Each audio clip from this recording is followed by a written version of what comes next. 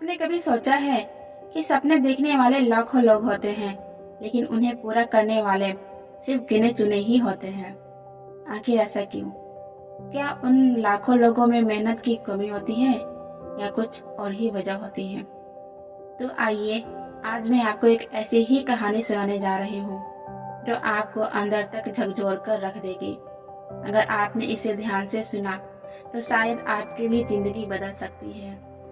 कहानी शुरू करने से पहले आपसे निवेदन है कि वीडियो अंत तक जरूर देखें। पसंद आए तो लाइक शेयर कमेंट करें और ऐसी और वीडियो पाने के लिए मेरे चैनल उदित प्रेरणा को सब्सक्राइब करें। तो कहानी शुरू होती है एक छोटे से गांव से, जहां रवि नाम का एक लड़का रहता था। उसकी आंखों में भी बड़े बड़े सपने थे। वो चाहता था कि एक दिन उसका भी नाम रोशन हो, उसके माता पिता को उस पर गर्व हो। लेकिन दिक्कत ये थी कि वो हमेशा सिर्फ सोचता ही रह जाता था, लेकिन कभी कुछ करता नहीं था। रवि हर रात बड़ी बड़ी प्लानिंग करता, लेकिन सुबह होते ही उसका सारा जोश ठंडा पड़ जाता। इस पर कभी उसके दोस्त उसका मजाक उड़ाते तो कभी उसके घर वाले कहते, छोड़ ये सब, तेरे बस का नहीं। यह सब सुनकर रवि बहुत निराश होता। उसे ही गांव में एक अमीर सेठ जी रहते थे। एक दिन रवि उन्हीं सेठ जी के पास गया और सेठ गोपाल जी से पूछा, सेठ जी, आपने कैसे इतनी सारी दौलत बनाई? मुझे भी अमीर बनना है, मुझे भी अमीर बनने के उपाय बताइए। रवि की बात सुनकर सेठ गोपाल हंसने लगे और बोले, अच्छा, पहले मुझे तुम ये बताओ कि तुमने अब तक अपने सपने पूरे करने के लिए क्या किया? सेठ जी की बात सुनकर रवि चुप हो गया, क्योंकि उसके पास उनके सवालों का कोई जवाब नहीं था। सेठ जी बोले, अच्छा ठीक है, मैं तुम्हें वो 3 कारण बताता हूँ जो दुनिया के 99% लोगों को सफल होने से रोकते हैं। और दोस्तों, पता है, यही वो 3 कारण थे जो रवि को भी नहीं पता थे, और यही 3 कारण उसे भी आगे बढ़ने से रोक रहे थे। सबसे पहला कारण, बस सोचते रहना पर कभी करना नहीं। रवि की तरह ही ज्यादातर लोग बड़े बड़े सपने देखते हैं, लेकिन उन सपनों को पूरा करने के लिए कभी भी कदम नहीं उठाते। सोचना तो बहुत आसान है, लेकिन करना उतना ही मुश्किल। और यही कारण है कि दुनिया में 99% लोग सिर्फ सपने ही देखते रहते हैं, लेकिन अपना पहला कदम कभी नहीं उठाते।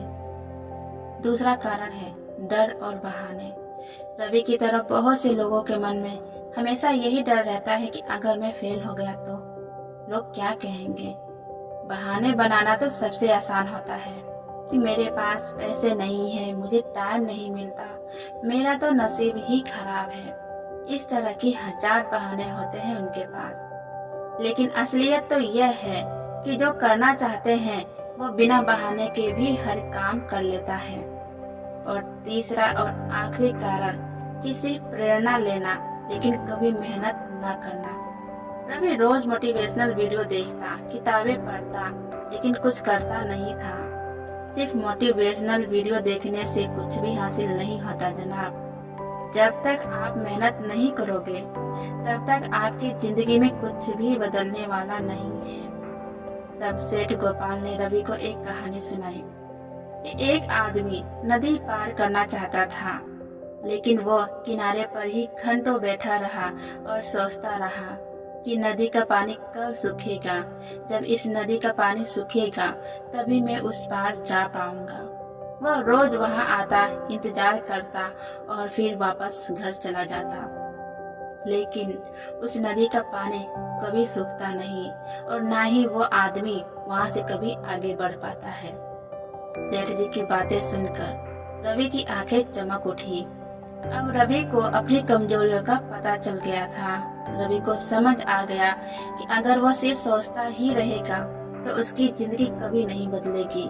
बस क्या था, उस दिन से रवि बहाने बनाना छोड़ दिया, अपने अंदर के डर को मिटाया और जी जान से मेहनत करना शुरू कर दिया।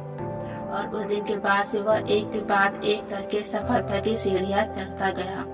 और आज वही रवि एक सफल बिजनेसमैन है और उसके वो गांव वाले उसे देखकर आश्चर्य से कहते हैं कि अरे ये तो वही लड़का है ना जिसे हम कहते थे कि ये कुछ भी नहीं कर सकता। तो बताइए दोस्तों, क्या आप भी रवि की तरह अब तक सिर्फ यही तो नहीं सोच रहे हैं? तो आज अभी से सोचना बंद करिए और जी तोड़ से मेहनत करना शुरू कर दो। अगर आप अपने सपने पूरा करना चाहते हैं तो आज अभी से अपना पहला कदम उठाइए, क्योंकि जो लोग सिर्फ सोचते रहते हैं ना, वह सिर्फ सोचने में ही अपना कीमती वक्त बर्बाद कर देते हैं, इसलिए वो कभी जीतते नहीं हैं। अब फैसला आपके हाथ में है कि आप उन 99% लोगों में रहना चाहते हैं जिनके पास ना करने के केवल 1000 बहाने होते हैं, या उन 1% लोगों में जो अपने सपने को हकीकत बनाने के लिए जी तोड़ मेहनत करते हैं और अपनी जिंदगी में कुछ बनकर दिखाते हैं।